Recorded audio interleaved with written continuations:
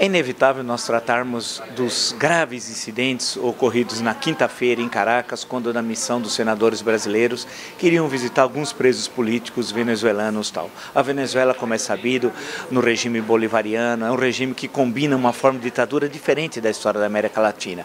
Até então, as ditaduras militares ou civis militares do século XIX e século XX tinham aquela forma de suprimir qualquer funcionamento de outras instituições, como, por exemplo, do poder legislativo. Agora não.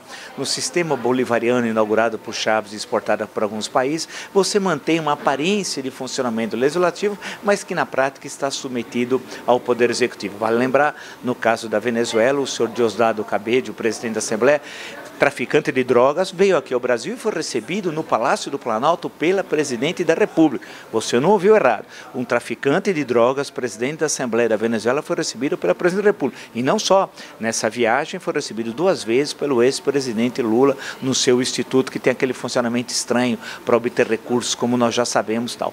Portanto, o compromisso do Brasil com a Venezuela, o compromisso dos democratas brasileiros em relação à Venezuela, transcende evidentemente a questão das fronteiras. A nossa Constituição é clara, no artigo 4, quando fala em defesa, que as nossas relações internacionais passam necessariamente pelo respeito aos direitos humanos. Quando fala na Constituição, a questão no artigo 4 também, que o Brasil preserva nas suas relações internacionais a questão da autodeterminação, tem de ser destacado que a questão ali, questão de interferência, de invasão, de tentar fazer com que um regime democrático seja, de uma forma ou de outra, atingido por interesses extraterritoriais. Portanto, a relação do Senado brasileiro, dessa comissão que foi para lá, oficial, um avião da FAB, não é uma interferência, não viola a autodeterminação da Venezuela, são situações diferentes. Seria, por exemplo, como se em 1930, ao tecer considerações sobre a Alemanha nazista, nós não poderíamos fazê-lo porque estaria violando a autodeterminação da Alemanha. Isso é um equívoco, é um grave equívoco de interpretação. Os direitos humanos são valores universais, a democracia é um valor universal. Portanto, onde a democracia e os direitos humanos estão sendo violados, é tarefa de todos protestar. E a ida da comissão foi no sentido de uma ida de paz. Foi uma visita com antecedência comunicado com o avião da FAB. Agora tem de ser destacado a nefasta ação do embaixador brasileiro, criminosa, de abandonar a comissão dos senadores, que depois foi cercada e agredida, né, o veículo que eles estavam se dirigindo e não conseguiram chegar para visitar os presos políticos venezuelanos tal, o embaixador brasileiro sumiu.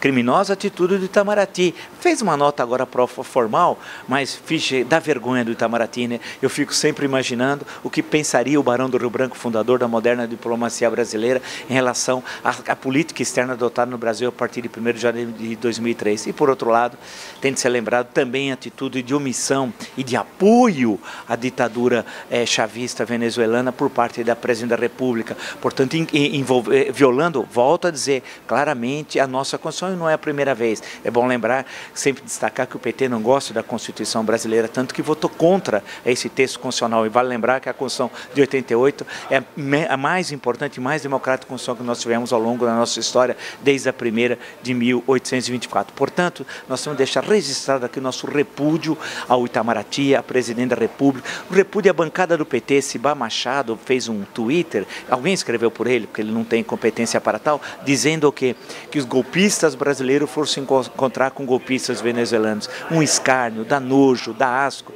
de pessoas que desprezam a defesa da democracia e das liberdades. Portanto, está de parabéns a comissão dos senadores brasileiros, está de parabéns o presidente do Senado, que manifestou imediatamente o seu protesto em relação ao que estava ocorrendo com os senadores brasileiros na Venezuela, assim como o presidente da Câmara dos Deputados. A luta pela democracia, pelos direitos humanos, transcende as fronteiras, são valores universais.